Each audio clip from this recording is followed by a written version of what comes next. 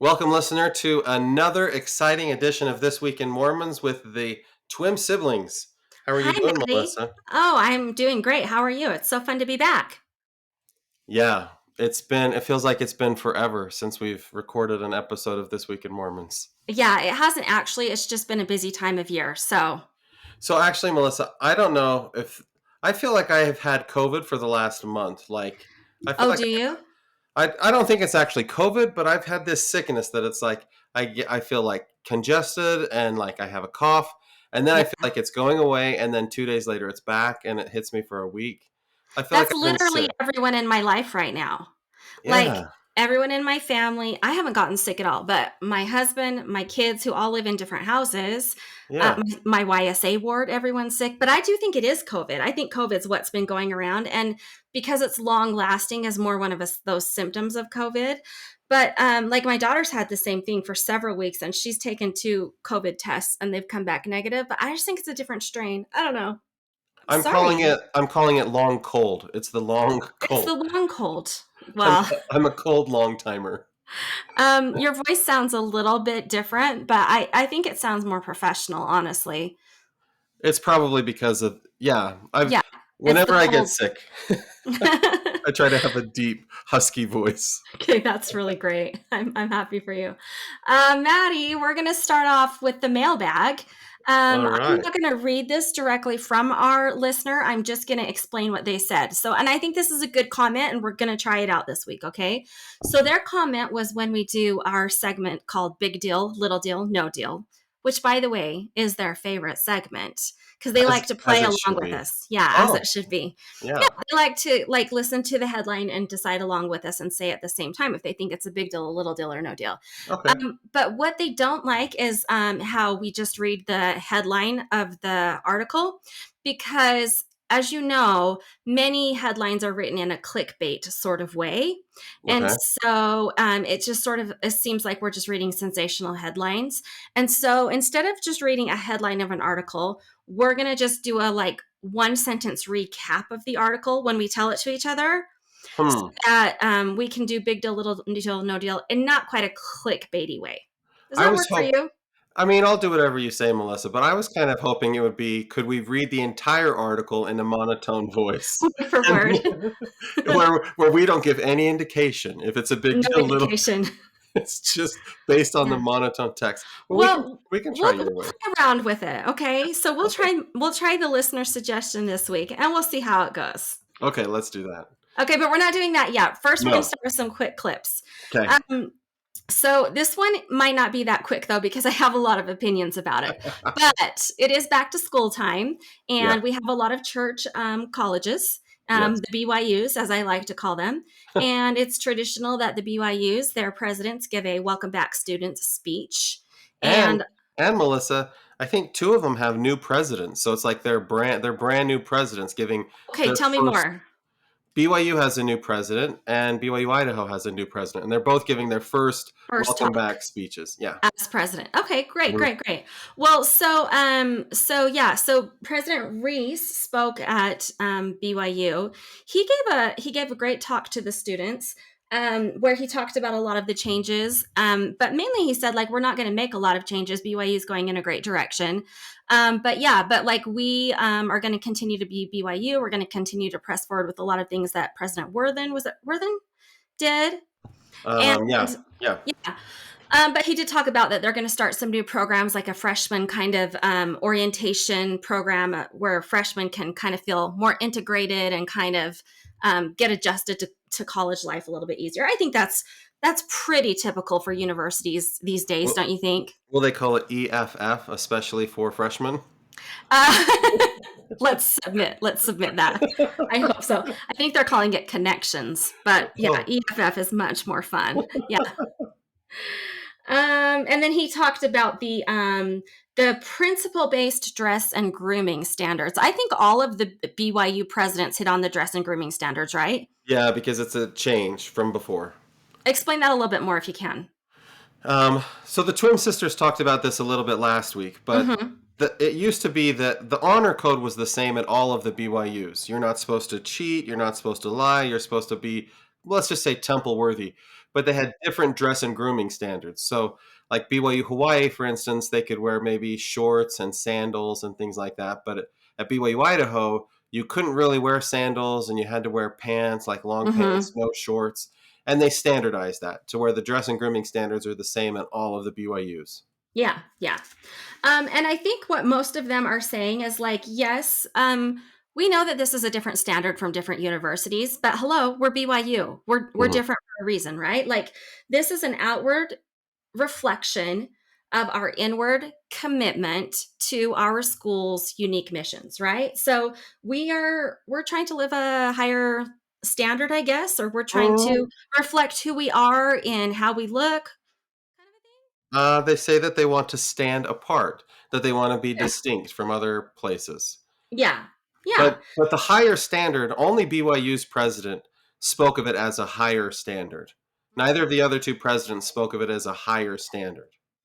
Well, I don't think really that they want to look at it that way, right? Because what they're saying is that we're all coming to the same standard, right? Like we're Yeah? kind of making it so we're all the same, but compared to other universities, we're a higher standard. Yeah, but I don't even know that that's true, right? Because there are a dress code is not a new thing, and Sure. whatever dress code they have at BYU, I guarantee there's like private high schools that are much more strict in their dress code than Yeah. what the BYUs are doing. Right, but the reason that the BYUs are doing it is because they want to show that we're representing. Well, this is what President Reese said. He said we're representing the Savior and our covenants and our elevated standard. Yeah, he said all of those things. Yeah. So But that's not what President Meredith said. yeah, President Meredith talked about it in terms of integrity, and you made a commitment to follow the honor code and the dress and grooming standards when you chose to come here, and so you have integrity and you follow the dress and grooming standards even if you don't understand the why behind right. the dress and grooming standards. And then President Coway from BYU Hawaii, he said something that I thought was super interesting.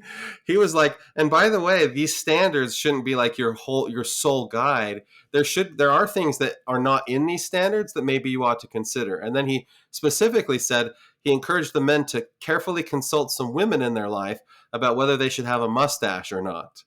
Because Wow. right? Because a mustache Okay. is okay with the dress and grooming standards, but some mustaches are a little bit creepy. At least some might suggest that a Is he mustache. saying you need to check and see if your woman wants to kiss you with that on your face?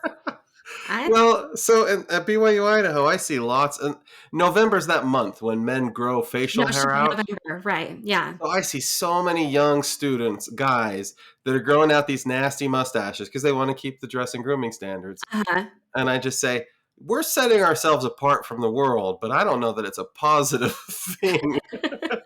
Let me ask you this. Do you say that to them? Of course I do. You point out, you say, hey, I think your mustache is getting a little long, my friend. No, no, no, no, no. No, I don't do that. No, I do. Because I do that, point out. I say, look, if we think honestly about it, you all would look better with beards than with mustaches, and yes, I think that's an okay thing for me to say. for sure. Well, the reason I bring it up is because President Reese, so BYU President Reese, he gave a speech that was just to the faculty and staff of BYU. And Hmm. so, and uh, it was called Quick to Observe. So he related it to the Book of Mormon prophet, who was quick to observe. Who would Anyways, that be? Enos? I think No, it was no, no. That's the Mer- stripling warriors. no, no, no. It was Moroni, I think. He was quick to observe No, all things. it's the sons of Helaman. It doesn't matter. He Okay, says it in okay. his speech and he calls it quick to observe. And so when he's talking about these dress and grooming standards, he's saying like, hey, the first thing that we should do is we should all as employees commit to living these standards in our own lives, right? So he's like, I commit to all of you. I'm going to live these standards. I want all of you to commit to me that you're going to live these dress and grooming standards. Cool, cool. Because like you said, it's a church school. You know what you're signing up for. You're there for a reason. It's supposed to add to the spirit. It's supposed to add to everything about the education at a church school. And Listen, feel lucky to listen. be there, right? I wish that all I had to do was follow the student dress and grooming standards. Yeah, that's true.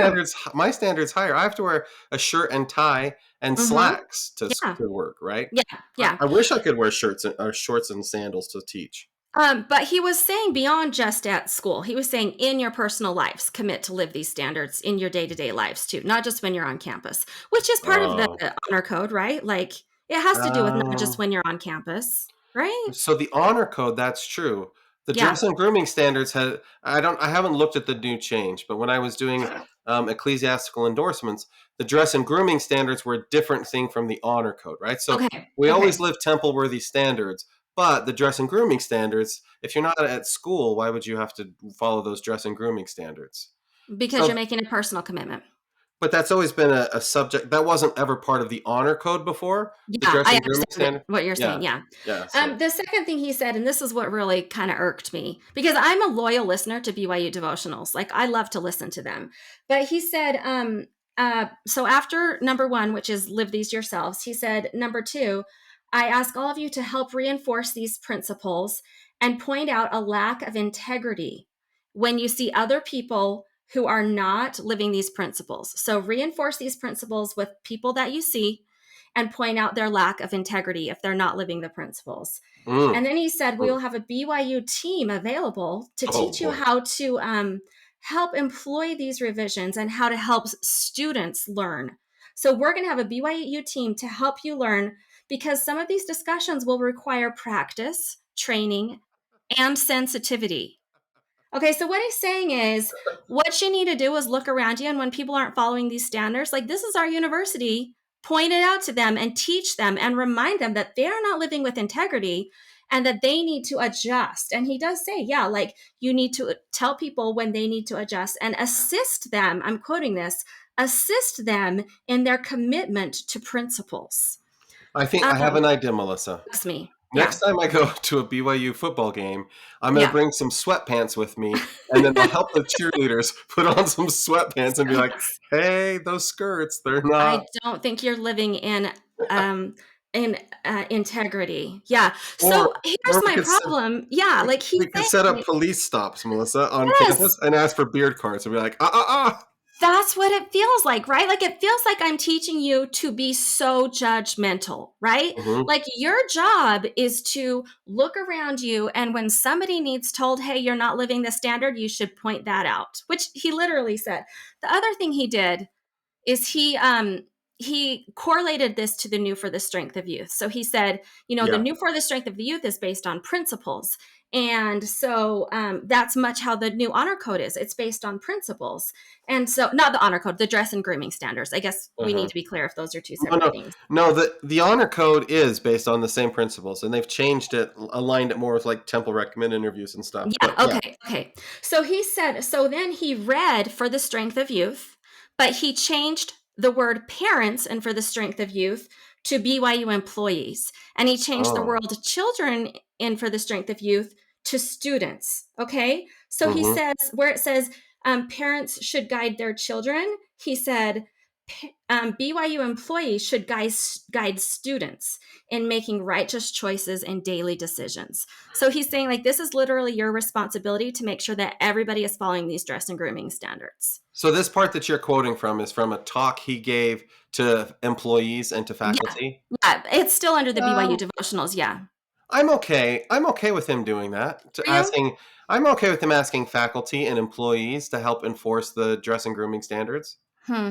I'm not because here's the thing these students are full grown adults. Okay. Yeah, These yeah, are full grown adults. Some of them are married and have their own families, right? sure. Here's the thing I understand we all agreed to live a certain way, and that's part of the beauty and privilege of going to BYU. And I'm totally fine with that.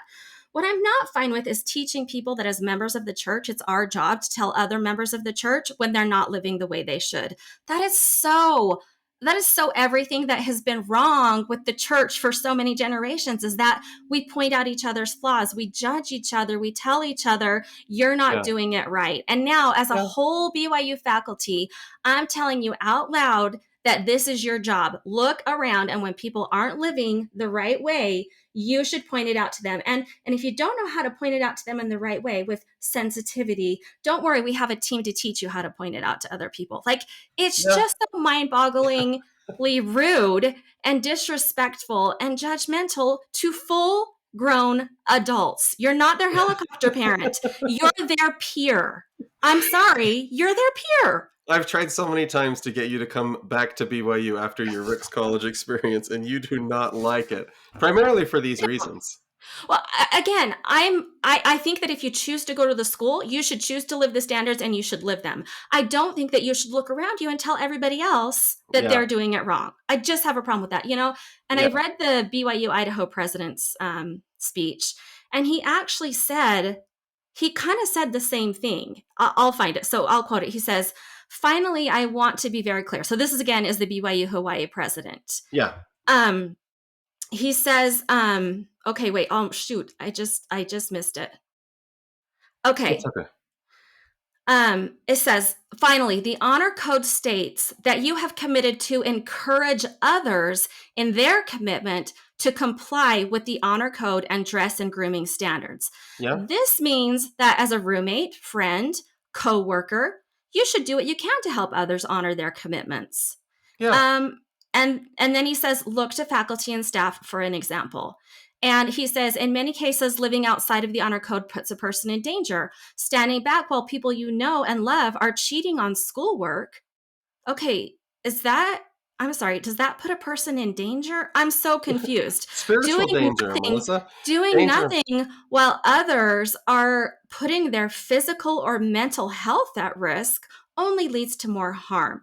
When one of us is in danger, we should do whatever is necessary, even hard things, to protect each other. Reporting a concern to the Office of Honor should come after setting a good example. So he's basically saying the same thing. Like he's Yeah, saying it in a little different way, but like he's saying like it's your obligation to look around you at friends and roommates, and if they're not doing what they're supposed to be doing, report them. I That is so well, icky to me. That's so icky. well, he says report them as maybe a last step, Sure, right? he That says you be a do. good example first, then have a conversation with them. Yeah. Yeah, and then report them. So I think that this is my feeling on this. I have a lot of friends who have sent their kids to BYU or BYU Idaho Mhm. because they want there to be a certain environment that their kids go to. They say, "I Right. want a spiritually safe atmosphere," and Yeah. then these kids go to the BYU's and they're smoking marijuana and they're Yeah. partying and it's not the kind of safe atmosphere that these parents thought that they were getting. Yeah. And I do think that it requires a community to create the kind of community that you want. So I'm not in favor of pointing out people's flaws and telling them that they're wrong, but that's not Yeah. the only way you can encourage people to be good. I Mhm. encourage students to be good in my classes when we're not talking about the honor code and I say Yeah. something like going to church is important, or I talk Yeah. about living the word of wisdom is important. But I think that if you see somebody doing something wrong and then you point the finger at them and say that's wrong, that's probably the worst possible way to encourage them. But Yeah. I do think that we all want faculty and staff and employees and even students at the BYU's to encourage each other to live the standards in the healthiest way possible. And Yeah. I think that's what they're asking for. I do think that's what they're asking for too. And I agree, and I'm so glad that there are universities that have that atmosphere, that we have places like that. Like it's one of the best things that our church does is these church Yeah. schools. Yeah. But I also think we're teaching a whole generation that it's okay to point out when other people aren't doing things right. And that is the part I don't like. I agree. I don't think that if somebody's taking from that message the idea that they should point it out to people what they're doing and say fix that, change that, Yeah. I also disagree with that. But I hear Yeah. encourage and I think something different. I Yeah. think let's try and build a community in whatever way we can. And it's not good if employees say, "Well, it's not my responsibility to try to create this community here." Because it is they do have an obligation. Even if Yeah. all you do is work in food service, you're a part of that community and parents and kids are hoping for something different there and you have some small role in making that happen. And if Mhm. everybody just says it's none of my business, then you're never going to create that atmosphere. Okay. Okay. Well, we've talked a lot about this. Listeners, you're welcome to click on the links in the show notes and read these speeches for yourselves and kind of see what you think and let us know what you think. Yeah, We'd be happy to hear you chime in. And I do want to be clear, like I do think that this is that is the message overarching that the presidents were trying to get across is kind of the way you put it. I yeah, just think the way that it actually did come across, I was really concerned about about that. Yeah. yeah. No, I get it. Yeah. Okay, well, let's stay on the BYU's because, BYU Okay. Idaho announced this new 3-year degree program. Yeah, is And it just BYU Idaho that's doing it right now? so it's You BYU know, Idaho and Ensign College. okay, They and this is they're what the twin sisters sort of touched on last week? Yeah. Okay, go on. So just for like context, Yeah. there are, let's say, 25,000 students in the church enrolled in online programs at BYU Idaho or Ensign College right now. That would be my guess. It's about 25,000. And they showed me the numbers a couple weeks ago. They award of those people, they get about 600 people that finish a bachelor's degree and about the same number that finish an associate's degree. So, Wow. yeah, That's so not hardly any. it's really bad numbers, right? And so, Wait, so is that their reason in going to the colleges, or are some of these like tech degrees that they're earning? no, this is BYU Pathways. So you're a person who lives in Africa, or you're an adult who never finished college, and you say, "I want to go back to school and get a degree." Mhm, And mhm. so what they came up with, I'm going to say like 6 or 7 years ago, and there's a link to this in the show notes. What they Okay. came up with is this idea of a certificate. So what you do, you first complete BYU Pathways, this little intro thing to get you used to college, Yeah. and there's a spiritual component to that. And then you complete a certificate, which is basically, think of it like a minor. You could get a certificate in web design or like digital marketing, and you take 5 or 6 classes in that, and then you get a certificate, and then that certificate helps you to get a job in that field, Yeah, so for a lot of students, that's all they need, right? Is the certificate. especially outside of the United States. Yeah, And okay. so, and then they say, let's say you want an associate's degree. Okay, then you should complete a different certificate, maybe in bookkeeping and accounting, and then complete some GE courses so that we can call this an associate's degree. Okay. So then, if you do So those GED two, courses are like the kind of courses that you take your first 2 years of college just yeah, to hit all of the areas. writing, math, Mhm. maybe social Science. sciences, Mhm. yeah. Okay. And then, if you want a bachelor's degree, you complete a third certificate in something else that's maybe career oriented. And then you do some more GE classes, and then you get a bachelor's degree. Mhm. And so, what happened is they were looking at those numbers and they were saying, we've got all these students that have certificate one, certificate two, GE for associates, and certificate three, but they're not able to get a bachelor's degree because they have all of these GE classes left that they haven't completed. And so, Mhm. what they said to the accreditation board is, could we just have them get the bachelor's degree without all of those GE classes? Mhm. And then that's what they've approved as the 3-year degree. I love that, frankly. Now, I I understand that that's not a traditional college route, but college is expensive. And if you're able like I think there's a lot of majors that those GE classes don't necessarily apply toward, right? Yeah. Besides getting a well-rounded education. So I guess what we're cutting out is the well-roundedness of an education, and we're Which just to me, focusing on career education. right. So to me, that's the whole point of a college education, right? True. Yeah, Is it is that different. Yeah. is that cultural training, the civic obligation training, how to think, and all of that higher level cognitive stuff. So to me, what they're calling a 3-year bachelor's degree, isn't that what you get at a tech school or a Yeah, it sounds community like it. college? Yeah. Yeah, it So sounds I'm like a tech school. I'm not opposed to it. I think it's wonderful. I feel like there are thousands of people in the church who could benefit from this, especially since like I said, there's 25,000 people enrolled in these online classes and Mhm. so few actually finish. They're saying that it's because of the current standards. Let me ask you this if you know. If I graduate with one of these 3-year degrees and then I want to go on to get like a master's degree, or let's say like, I want to go on to law school or to like, you know, dentistry school. Does this degree count towards that? Like, can I, or do I have Yeah. to complete all of the generals to continue my education? Do you know? Yeah, so the presentation I saw, they have a student who did this in South America. I can't remember the country. I think it's Argentina, and is now going to Harvard MBA. They're going to Boston to go to MBA at Harvard, and they're Interesting. they're really excited about that. Um, but I just think it's important for people to understand, like Yeah. this. This is a very special, unique situation, and I don't think it fits all degrees. You Hmm. can't get an engineering degree in 3 years. There's a lot of things you can't Yeah. do in 3 years. Yeah. But I do think it's something to be excited about that the church is trying to find a way, especially applied skills, right? Where there's Right. people that all they need is like, hey, teach me how to do accounting so I can go to get a better job and support my family. Yeah, well, especially where Pathways has really been focused on career training. I think it's great to think outside of the box and to find ways that we can make that easier for people. So yeah. But I do think people need to be aware of what it is, Yeah, right? Because BYU, BYU Idaho, and BYU Pathways are very different places with different missions and sure. different outcomes. And so if you Yeah. say, hey, instead of my kid going to BYU, I'm going to have him go do this BYU Pathway thing, you just have to know what they're going to have very limited choices and it's going to be very Uh-huh. career oriented, but Okay. and cheaper. Yeah. Yeah. Okay, cool. Okay, I would like to tell you that our church has a new streaming app.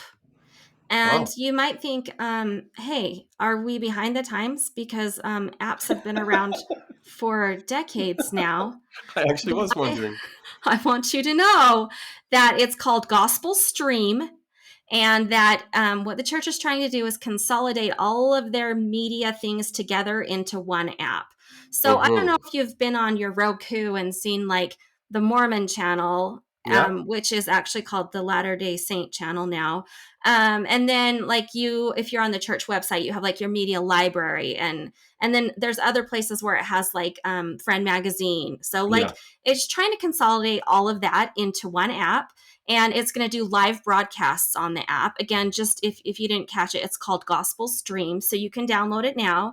And the very first broadcast that they're going to do is the October General Conference. So that's going to be broadcast live on the app. So I do think this is good because you no longer have to have, a certain kind of connection to, I don't know. I mean, I think you could always watch Watch it on General the church's Conference. website, but I think it was a little bit later. So yeah, you can just stream it live. And then any of the devotionals that they do, like the young single adult devotionals, all of those devotionals, the primary devotional, that's all going to be streamed live on the app too. And then they are actually getting rid of that Mormon channel or that Latter day Saint channel that will not be around anymore. The radio things that they've had, like their different Yeah. places for like podcasts and radio, all of that is going to be on this Gospel Stream app and not in all of the different places now. I know why they did this, Melissa. Oh, because why? Because as a parent, you want to lock down your kids' phones on Sunday and only allow a Oh, handful of apps. And if they have yeah. so many apps, it's just too confusing which are the apps my kids can use on Sunday. And so there's Okay. just going to be two apps: the library app, The the Gospel streaming app, Library and the Gospel or the Stream. tools. There's three apps: tools, Okay. library, streaming. Nothing else is allowed on Sunday. Oh, I think that's exactly what they had in mind, Matt. Yeah. You have Yeah. unlocked everything. Like, how can Well, I think, are you going to download it? What do you think? I never listen to LDS content like streaming content? Yeah, I don't either. Yeah. But I mean, I think I'll download it just to have it on my phone. Like it would be nice if like a lot of the you know how when you're teaching a lesson and you want to pull up a video from the media library, Oh, it yeah. never works in church. It'd Yeah. be great if it worked just a lot better and smoother from the app. So I could see me using it Oh, for something like that. yeah. I still have TV, like antenna TV. So when I want to watch General Okay. Conference, it's on TV. And Okay. BYU TV I get on the antenna. So Yeah. I just don't I use my think phone for that. worldwide, it's probably going to be a lot more valuable than Yeah. for someone like you who's very old fashioned. Hey, so what we're doing now, Matt, it's called a podcast. And so it's kind of this technology. Just kidding. Okay. We'll have to get the Daniels perspective on the Yeah. app. Yeah. I think They'll that'd have be a cool. Oh, hey, Melissa, this is a story. I don't know if it was on your radar at all, but this Okay. September marks the 30th anniversary of the September 6th. And this happened in 1993. Some LDS scholars, thinkers were excommunicated from the church all this month. And then Was this some, the ones who worked at BYU? yeah, some people at BYU were also denied tenure and fired and things like that. Okay. Yeah. I remember this. Yeah, so there's a book that came out recently, published by Signature Books by a non-LDS scholar of religious studies, and then there was a symposium, and so I put a link to an article all about this. In Okay. in the academic world, people remember it and they say it like froze out a whole generation of young LDS scholars. But I just wonder, like from your perspective, like looking back, Do you see Mhm. any impact of this? Does it mean anything to you at all? Do you think about it at all? Um, I don't think about it often, but when I do think about it, this is what I think. My recollection is that a lot of these six were promoting ideology that back then was radical, like maybe like feminist ideology, Yeah, right? Heavenly Mother, feminism, Yeah. some of the And LGBTQ stuff. yes, and I think a lot of that is just, like, today would not be considered extreme at all, would not be considered, the way they considered it back then, it was almost like it was dangerous doctrine, right? Yeah, And I think if any of those people said any of those things today, there would be no problem. In no way would they be excommunicated.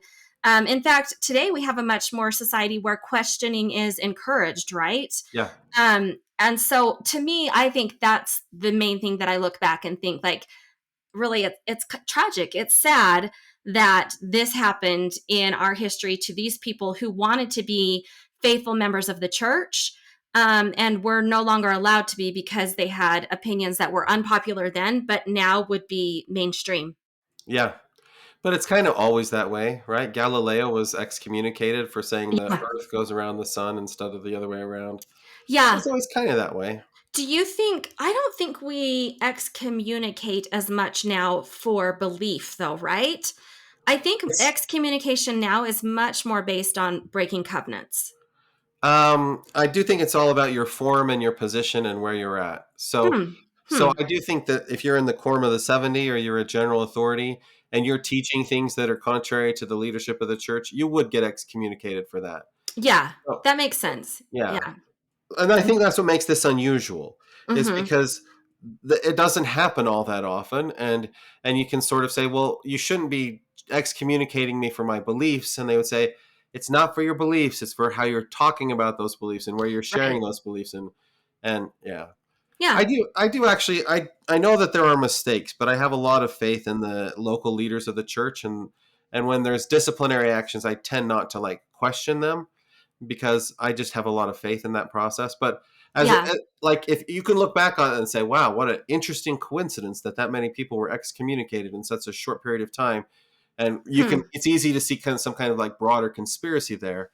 But um, I I remember it also being like at the time everybody was shocked, but it hasn't affected my life in any meaningful way. I understand, yeah. I also like that excommunication, or I know it's called something different these days, but I like that it's handled at the local level also. I Yeah, think that's the most respectful and actually loving and genuine way for those kinds of things to be handled. And I know that what that brings is that two people could commit the exact same sin or infraction and receive different consequence, right? Receive yep, different discipline. yeah, And I get that that's frustrating to people, but I really think that the local level is the most loving way to handle these things. yeah. So, yeah. I'll just say this real fast. I've been on, I can't count how many disciplinary councils, many, many, many of them. Mhm. And I always hated going to them. It's Yeah. one of my least favorite things. But I have to say, it's one of the most spiritual experiences I've ever had because, especially if the person is repentant, you just get a really strong, the Holy Ghost is there very strong, kind of guiding the process. And I've never had a situation where the person involved in it was angry and upset and bitter afterwards. It was always been a positive experience at the end, all That's of them that good. I've been in. But I know that that's not universally true. Right, but that is the best case scenario. That is what we hope for, and that is kind of what it's set up for. Yeah, Yeah. All right, good talk, Maddie. Did you know? So were you ever really into the Joseph Smith papers? They're yeah, I kind of in love them. those. I know. Yeah, I thought so. Yeah. yeah, So those are complete, yeah. and now that those are complete, the church is actually commissioned a new biography, so a full scale biography about Joseph Smith. Who's gonna write it? I'm Well, gonna it's a follow former your link. church historian. Do you want to guess his name? Yeah. Wait, is it Arrington's dead, right? It's Leonard not Arrington. Arrington, nope. Is But it? it is a former church historian, Is Turley, oh Richard Turley. oh Yeah. okay. So I'm he's not been excited about that, but that's okay. oh, I'm sorry. I do you have personal beef or No, no, there's just other historians I like more, but Okay, that's yeah, okay. Jensen. I like Jensen. Yeah. Anyways, Richard Charlie has been commissioned to write the biography. It's going to be a very, very big, comprehensive, full biography. And it's going to mainly focus on his role as a prophet, as opposed to just focusing on his entire life. Now I It's kind of know. Yeah, this is why they didn't Charlie's writing it. commission me. Yeah, Yeah. my biography of Joseph Smith and the Joseph Smith papers would have been very different. It would have Oh, been 1,000 things you've never heard about Joseph Smith, and it'd be oh, like, okay. did Well, you know that he wasn't that funny? His jokes were not often met with laughter in oh, congregation. I don't know, something like okay. May I invite you to write a biography along with Turley, and we'll see which one does better. How's that sound? that. 1,000 little known facts about Joseph Joseph Smith. Smith. Did you know he didn't love oatmeal? Okay, yeah. So yours will Okay. be geared toward the primary children. Anyways, a new biography, it's going to take several years to write. Okay. Well, my news is exciting. The church, for the first time ever, is going to dedicate 3 temples in one day, and it's happening this Oh, Sunday. Yeah. okay. What three temples? Okay, now I'm on the spot. Moses Lake, Oh, Washington. and Uh-huh. and then hold on. Now I have to click on the link to find out. I want to guess there's one Ben, in Utah, Saratoga Springs, maybe? no, Bentonville, Arkansas, Oh, okay. and Brasilia, Brazil. Oh, okay. So is Yeah, that the first time this has ever happened? 3 in a day? yeah, I think it yeah, is. Okay, yeah. cool. It should be our most spiritual Sunday ever. If you guys don't feel the glow of 3 temples being dedicated, move closer to Bentonville. Closer to Bentonville. Moses Lake. Moses Lake, imagine you got Moses in the name, That's and then you got right. a temple dedication. You got to feel something with the Moses Lake temple dedication. And if you don't, I don't know. I don't All know what that right. says. Okay, Matt, our last quick clip is a statistic story because I know you love statistics. I Okay. do. So this story is a self reported survey. I know Uh that's huh. going to be important to you. Uh Okay. huh. Yep. And basically, the overarching story is that Mormons are among the most likely Americans to have a gun in their household. So when self reporting whether you or someone in your household owns a gun, 54% of white and evangelicals say yes, Uh and huh. 52% of Mormons say yes. So, And by the way, that's got to be underreported, right? Because there's a lot of people that yeah, own guns that say, "I'm not telling you if I own a gun or not," because I've as done is lots their of right. surveys where we ask people these questions. So Uh-huh. I'm Do you not at want all to guess surprising. who's the least likely to Um, themselves or someone in their household own a gun? let's We're talking say like religious groups. Baha'i, Baha'i is not listed, but Buddhist. no, Buddhist is right in the middle at 32%. Hindu is 8%. Of course, Yep. because Hindus wouldn't even use a gun for hunting, but Yeah. Buddhists should have kind of been in that same group too. Oh, okay. Well, they are not. Anyways, Mormons, as they are titled in this statistical article, Melissa, own guns. you have to tell the story about your young women and youth activities and Yeah. guns. Well, listen. We live in a very rural and hick. We like to call ourselves Hicks society. When I moved into this neighborhood, I got called into Young Women's right away, which I was thrilled about. So I worked with the Laurels. So the first activity that we went to, they said, "Yeah, we're going to be shooting guns tonight," and I was like, "The Laurels?" And they were like, "Yeah." So I show up. Every single Laurel has their own gun. Every single Uh, Laurel has their own gun. We've got clay pots. They know they're trained. They have licenses. They know how to use them. And of course, if we're going to have guns, we should practice shooting them. We're not idiots. We're not just going to like have a gun and not train. That's what we did our very first Young Women's activity. At least once a year, we got together with the priests and had an activity where we shot clay pigeons and the bishop cooked scones. And that, like, wow. it's a way of life. Yep. I know. My son was thinking about what to do for the day date for homecoming. And Okay. 2 of the young men are like, we should go shooting guns. And I'm like, what? Shooting guns for a homecoming date? What are you guys talking about? Listen, it's a way of life. It is. And apparently that's why so many members of our church own guns. Okay. Well, that was fun. Hey, do you have a new segment for us, Maddie? I sure do. It's called Famous Mormons. Do you have music? You love famous Mormons. I don't have music. Dang it. You wanted That's me to okay. sing. I'm sorry. I'll grab my tambourine next time. No, but This this one, is where you tell me three people who are famous or famous. famous adjacent They're and Mormon or Mormon adjacent, and I pick which one. is None Mormon of adjacent. none of these people are famous adjacent. So, Oh, all right. So this time the question is, which famous YouTuber? Do you know what a oh, YouTuber is? I do know what a YouTuber is, but I don't watch a lot unless it's Matt's Off Road Recovery. Is it Matt's Off Road Recovery? Is Oh he the man, I one? could have put him on the list. I don't know if he's LDS. These Okay, well, people all have. he's the only one I, I watch. I think Matt's Off-Road Recovery is in the 500,000 views on YouTube. I think Okay, some of his videos get in the millions, but I don't think okay, he has a million subscribers. okay. All of these people have a million subscribers or So more. they're very famous YouTubers. Yes. Okay, Okay, so great. the first is Mark Rober. Do you know who he is? He does like sciencey things, but makes them fun. Is Yeah, that right? that's right. He was Like a NASA engineer, okay, and yeah, then okay, yeah, I like him. the next person is Ruby Frank or Frankie. Do you know who She's the she one is? that's been in the news for abusing her kids. This Yeah, is terrible. he had this This wonderful is YouTube channel called Eight terrible. Passengers. Okay, go on. And then the last one is the Yeager family. Have you heard of them? No, They they they sound they make fun videos as a family, and listen, it's a trick, Melissa. They're all Mormons. Matt. Let me guess, they're all Mormons. Yeah, it was all just a ploy so that we could talk about Ruby Frank All I knew Ruby Frank or Frankie. I was. don't know who this. I don't Yeah, know how to say her name. it's a terribly sad story, and it makes me ill.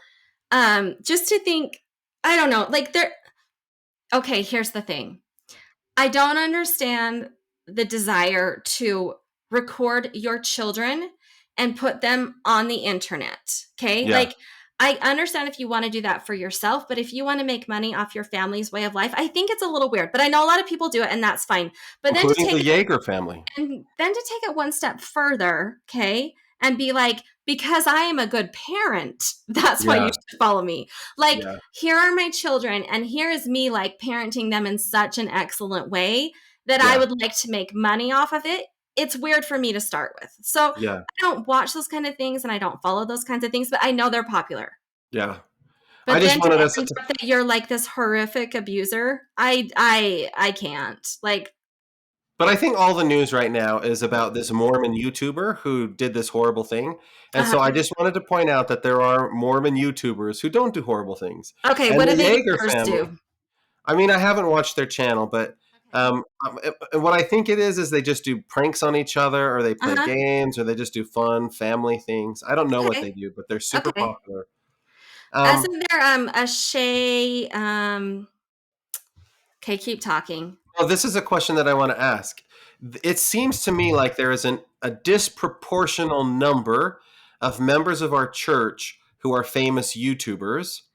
Like, Sure.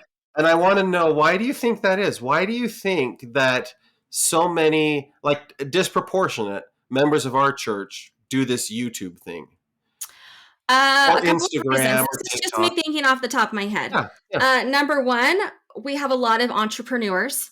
Oh, Okay. And so this is an entrepreneur kind of thing. Like that's how I view Mark Rober, right?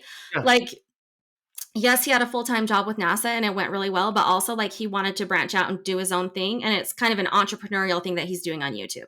yep. Second, we have a lot of stay-at-home moms, right? So it's Oh, a lot easier to make money from home if what you're doing is shooting what you're doing at home, uh huh. right? Okay, So yeah.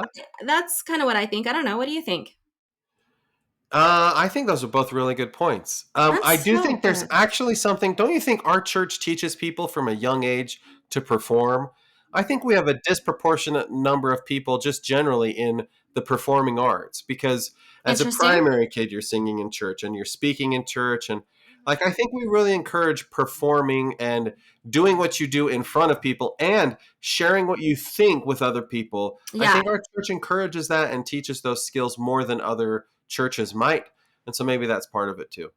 that's some good thoughts. Okay, I think interesting. it's too bad what happened with the eight passengers people, and I Yeah. think that it's a lesson for all of us that you shouldn't just believe everything you see on the internet. Hmm. And people aren't you might think you know somebody, but you maybe really don't know them. Yeah. But Yeah. I wanted us to remind ourselves that there's lots of really good Mormon YouTubers. Okay. Thanks. Yeah. That was really genuine of you, Matt. Okay, now it's time for big deal, little deal, no deal. No. Okay.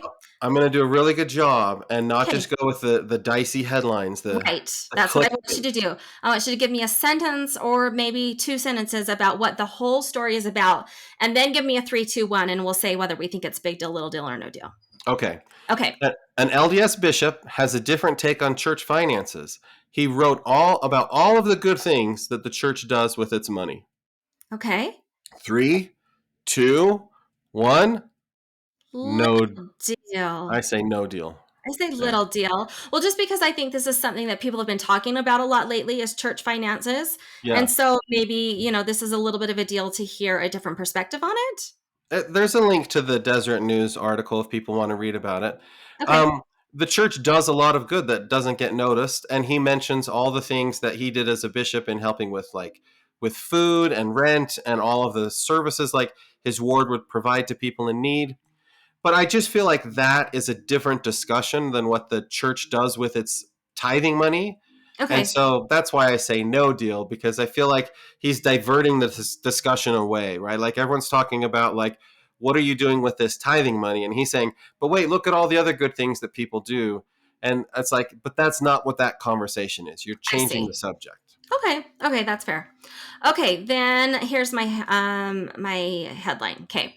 Okay. It it is now possible to make group reservations for endowment temple sessions online. Okay. Three, two, one. No No deal. deal. No deal. We both agree. It is Well, no deal. yeah. Listen, Like, you could make reservations for sealings or baptisms for groups before. Now you can yes. make them for endowments. Yeah. That's fine. You could also just go to the temple without a reservation. The other thing that this article says is that, oh, but by the way, if you're a ward, you should still call or email. So, I mean, For wah me, wah. the endowment is something I like to do by myself. There's not a lot Hmm. of conversation that happens in that, Yeah. and I don't want to engage in conversation with other people. And so the fact that I can now do that with my friends doesn't sound appealing to me at all. Okay. Fair. Fair. Okay. Moving on. Okay, the church clarifies that Operation Underground Railroad founder Tim Ballard betrayed his friendship with President M. Russell Ballard when Tim claimed that the LDS Church was supporting his cause. Okay. That's a lot, I know, Yeah. but Okay. okay. I'm there. Three, two, one. Big No deal. deal. No, no, it's No a big deal. deal. Why is it Uh, no deal? well, because it's, to be honest, is Tim Ballard related to Russell Ballard? No, but Okay. people ask that question all the time, Okay. and as he's raising money, because Underground Railroad is related to that movie that Sex was. trafficking and to child trafficking. And Yeah. do you remember that movie that was really popular Yeah. over the summer? Yeah. Yeah, so as he's going around talking about that, he would imply that the church was like one of their supporters, one of their founders, and he was connecting Operation Underground Railroad to the church. And in part, that's because he and M. Russell Ballard they were sort of friends. And so it's a big deal, I think, for the church to say, hey, don't use our name like that, and don't say that we're supporting this, because they're not. And so Okay. I think it's a big deal, because I think a lot of people, when you put the church's name to something, it creates a sense of legitimacy and authority that Okay. maybe he shouldn't have been doing. Okay. So are we sure that that is what he did, is associate the church's name? Or was he The just known as a member of the church and that's how it got We're associated? sure that he was associating the church's name, because the church made a public statement saying that the church has no relationship, and he betrayed the friendship he had with M. Russell Ballard when he made Okay. those statements. Okay, well, that story might actually tie in with my next story. So keep that in mind when I tell you this headline. Okay. Few, few public figures, if any public figures since Brigham Young, have done more to shape America's impression of Mormonism than Mitt Romney. Got it? That sounds like clickbait. I know I tried to reword it a little bit, but No, no, it's good. It's good. I'm okay, you ready. ready? I've got my Okay. answer. Three, two, one. Big Little deal. deal. No, no, Okay. Melissa. Okay. He is. The most influential person since Brigham Young, and he's our senator in the state of Utah. We are so lucky. Well, is he the most influential? What they said is the way he's shaped America's impression of Mormonism. So Well, I do think yeah, he's done. I do think he's brought Mormonism to the spotlight a lot more since he's become a public figure. And like so, for example, well, I guess it should be stated that Mitt Romney just announced he is not going to run for re-election as a senator in the state of Utah. He's going to yeah. retire at the end of He's his too current term. he's too old. The That's reason what I he can said. get relayed. Okay, well, I'm really trying not to speak badly of Mitt Romney while I cover this story because, Oh, do you like, not like Mitt Romney? I don't like Mitt Romney. What, I'm sure he's a Melissa? decent person. I feel like, okay, here's the thing. I met him in person when I toured DC once. And I mean, no offense. I'm sure he's a nice person, but man, is he a phony baloney politician. Like, he's just so fake and politician-y. And he just gave me the heebie-jeebies. Like, I really disliked him But after Melissa, meeting he, him. he did that to a lot of Americans when he ran for president, and Did he? I think that that has a lot to do with what people think about members of our church. I do think Oh, that there are a lot of interesting. people that think members of our church are false happy, false like nice, fake Yes, everything. that's how he We came per- across. yeah, and I really do think that a lot of people in America think of members of our church exactly like that. That is interesting. Schmoozy politicians. That's Yeah, interesting. Okay, so well, anyways, he announced he's not going to run again. The reason I thought it might be related to your last story is because I have heard that Tim Ballard might be wanting to run for oh Mitt Romney's jeez, Senate seat. oh So jeez, I just a side note there. wow, Um, wow. but so in kind of looking back at his career, a lot of people are saying like, yeah, like he really has shaped the way that Americans look at Mormons, right? Because the Olympics, right? Sure. The Olympic Games was huge Yeah. for the world's impression of us, and then presidential candidate for Well, and for the he voted Republicans. to impeach President Trump, Yep. and he said that he did that partially on religious basis, right? Like Yeah. moral grounds, and so he kind of related that to Mormonism. So Did you know that he was the first president or the first person in the history of the United States, first senator to vote to impeach a president of his own party? Of all I the didn't know impeachments, that. yeah, Huh. he was the first one to ever do it, Okay. and Okay. not the last because he did it again later. Yeah. Well, I think that we've had a lot of LDS senators retire, but I think that Mitt Romney again is well known for being the Mormon senator, and Yeah, I think that as we look back at his legacy, that's what's going to be known a lot about him. yeah. Okay, what you got? Okay, so hot off the presses this week, Oh, Richard Bushman. He's known for Rough Richard Stone Bushman. Rolling. Okay, yeah, yeah, yeah. He wrote a biography of the gold plates, A biography which is kind of weird, right? Because biographies are about people, about people. but Okay. you know how a biography is a story of a person's life. He Yeah, wrote a book all about sort of like the life of the of the gold gold plates. plates. Okay. Uh-huh. And then Grant Hardy, I don't know if you know who he is. Uh-uh. He's a religious historian, and 10 years ago, a little bit more, he wrote a book called A Guide to Reading the Book of Mormon, and it was published by Oxford University Press. So it's like for a person who's not a member of the church and doesn't know the Book of Mormon, here's some stuff you could read alongside the Book of Mormon to help you understand the Book of Mormon. Okay. He's now published with Oxford University Press something called an annotated version of the Book of Mormon, where it combines all of that stuff along with the text of the Book of Mormon, so you don't have to do the side by side. You have it all together in one book. Okay, and this just got Just got published? published, yep, with Okay. Oxford University Press. Okay, So gotcha. is this a big deal, a little deal, or no deal? Three, two, one. Big No deal. deal. Matt, I knew Oh, you were going to think this is a big deal. I'll just quickly say why it's no deal. yeah. Literally, no one's going to read it.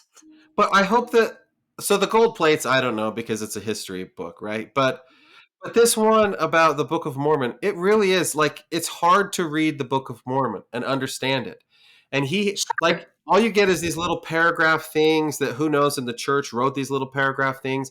He's got like a whole lot of like a huge introduction of like each book, and then if you want to know all the questions people have about like what happened with this manuscript and this, like he's got a ton of information there all in one place that people who've never read the Book of Mormon before could read it and understand all of this stuff that like we've learned over a lifetime.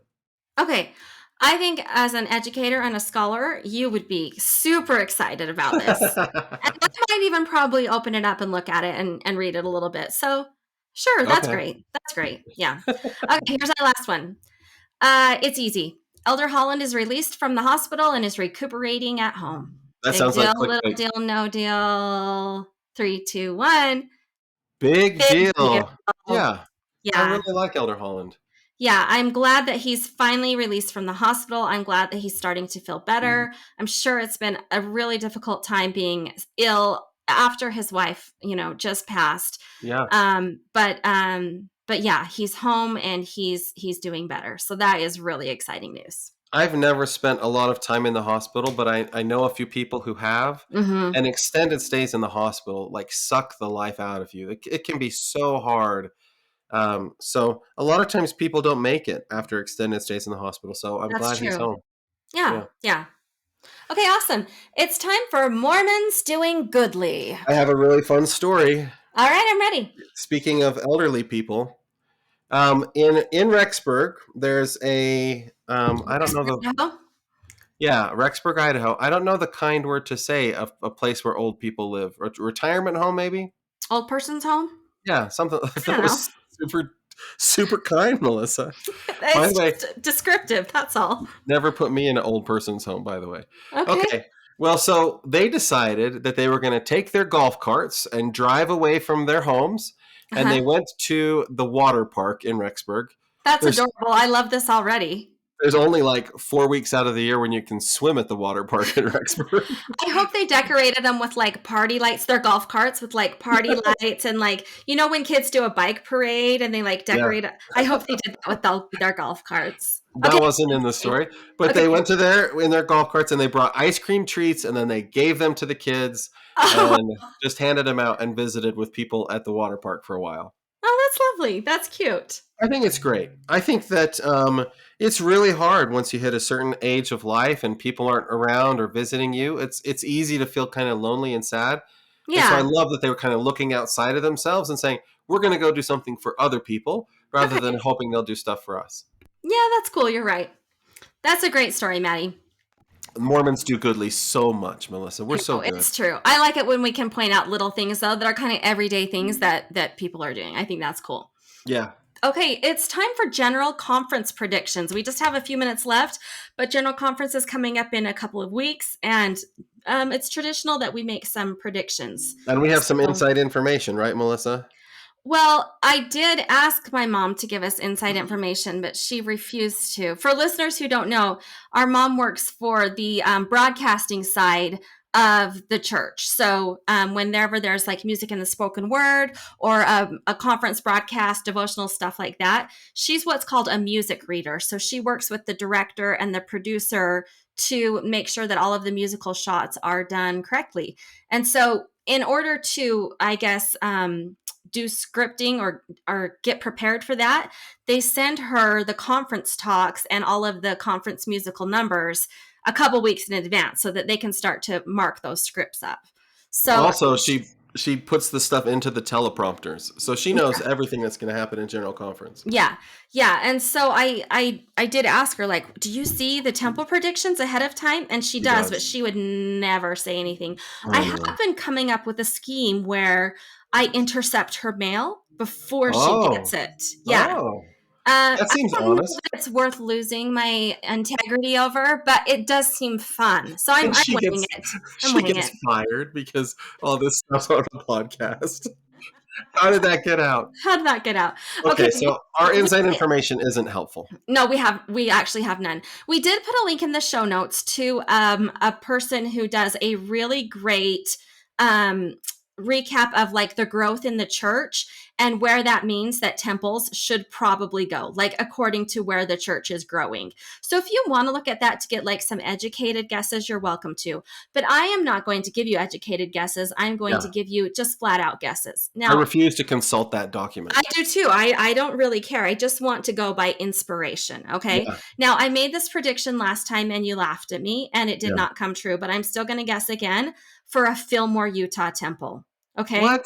Fillmore, Utah. I'm willing to spread it out this time just for the sake of potentially being right to Fillmore or Richfield, Litchfield. Richfield, the one that's kind of to Yeah. the west of Yeah. east of it. Anyways, Fillmore. There's not a temple between Payson and Cedar City. So you've got Cove Fort, you've got Fillmore, you've Go got for it. Beaver. Go for it with its 5 I'm missionaries. throwing it out there. I don't really know. Scipio and that gas station. About 2.5 hours with no temple is all I'm saying, and no Maverick gas stations Two and either, a half if I hours may, on. until Fillmore. So since Fillmore is the only place there's a Maverick gas station, I think that should also be the location of the next temple.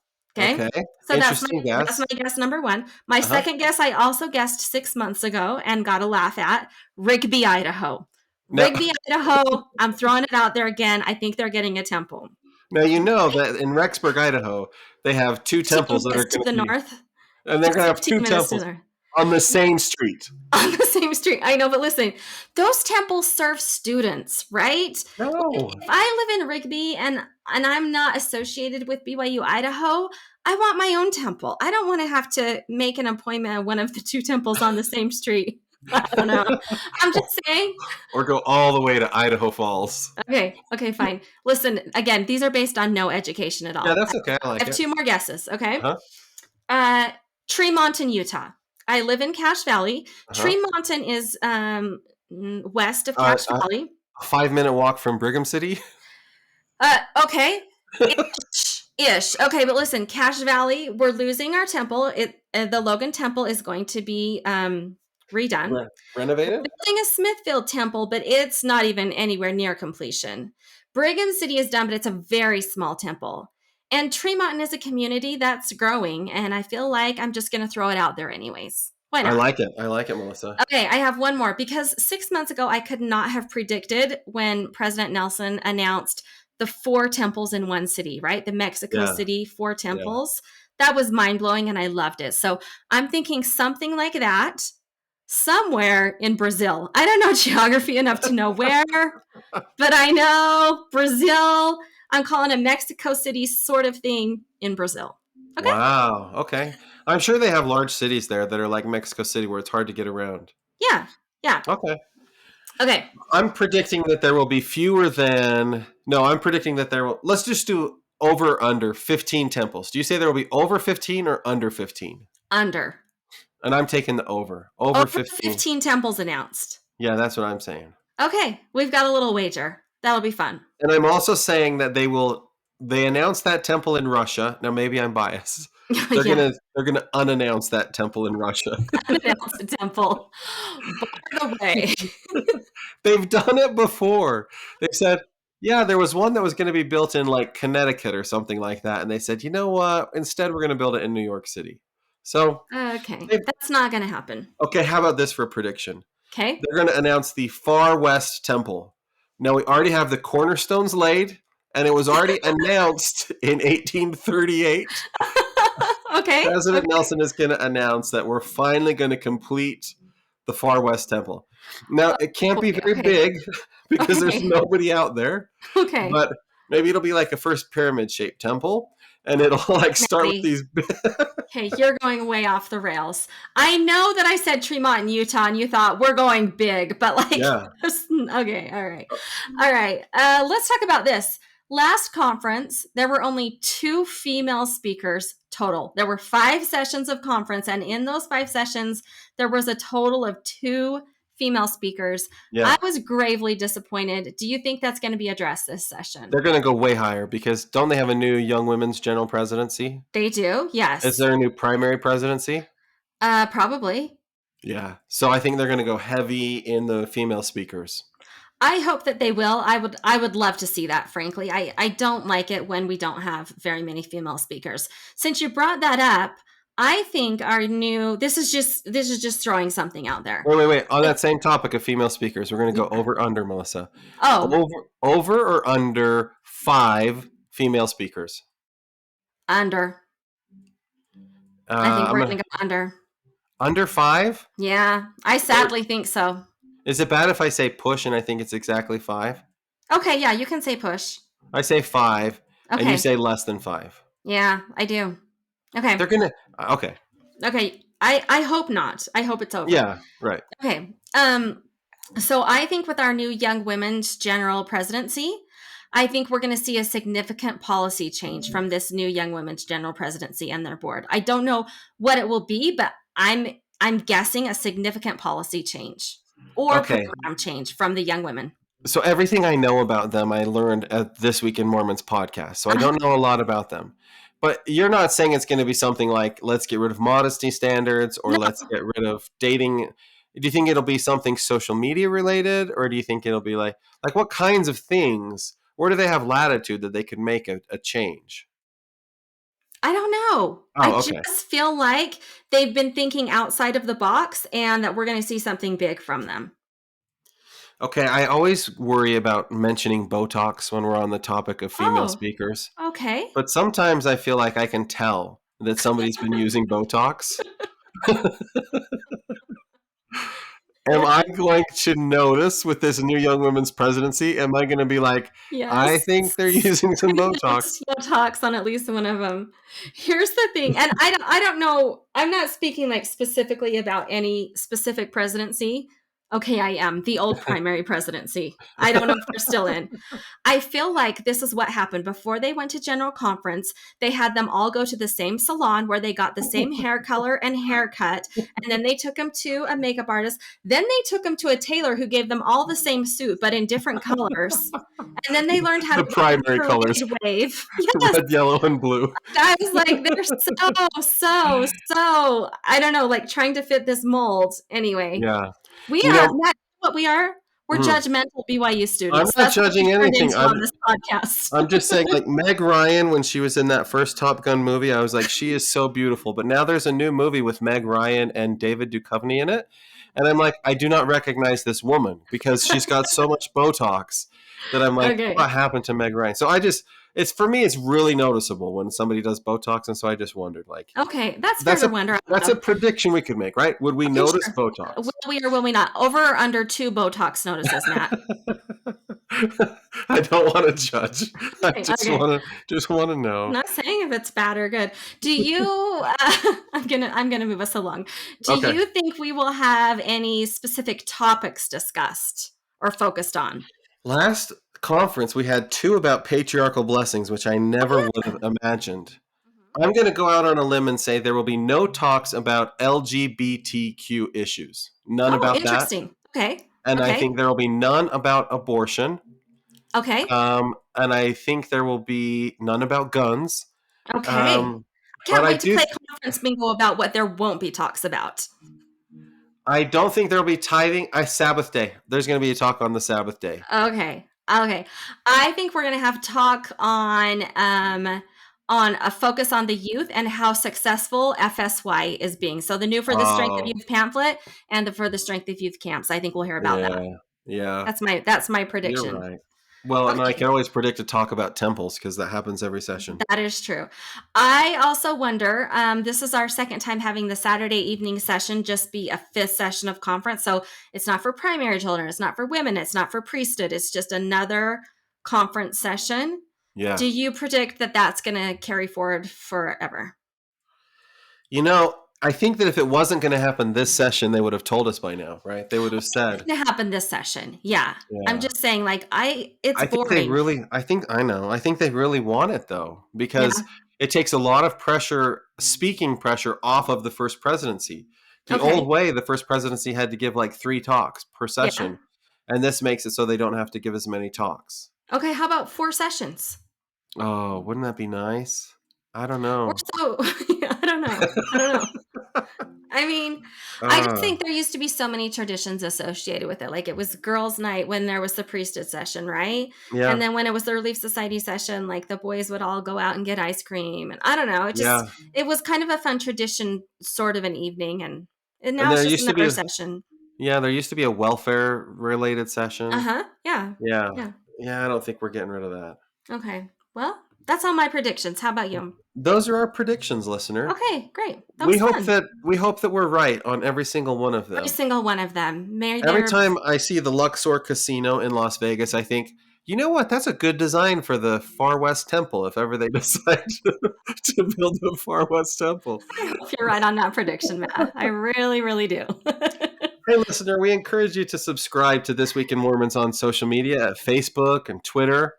I do have another podcast that I do with my friends called The Latter Day Lens. That's kind of fun to listen to. Yeah, I think if you like listening to This Week in Mormons, you'll love that podcast as well. Our tag on all social media is at The Real Twim. Yeah, that's right. And if you want to send us email, you can send it to contact@thisweekinmormons.com. You could visit our website, thisweekinmormons.com, to leave a voice comment. And you can become a Patreon subscriber. If you go to Patreon/thisweekinmormons, it unlocks bonus content. You get this episode sooner than everybody else gets it. I'm a Patreon subscriber, and I love it. And it's just a couple of bucks a month if you want to be a part of that. So And we the encourage you Twim to do that. hosts do interact with you a lot more over there on Patreon. So Yeah, it's that's kind right. of a fun way to interact. So thanks, listener, for listening to the original Mormon News Podcast. Have a good week.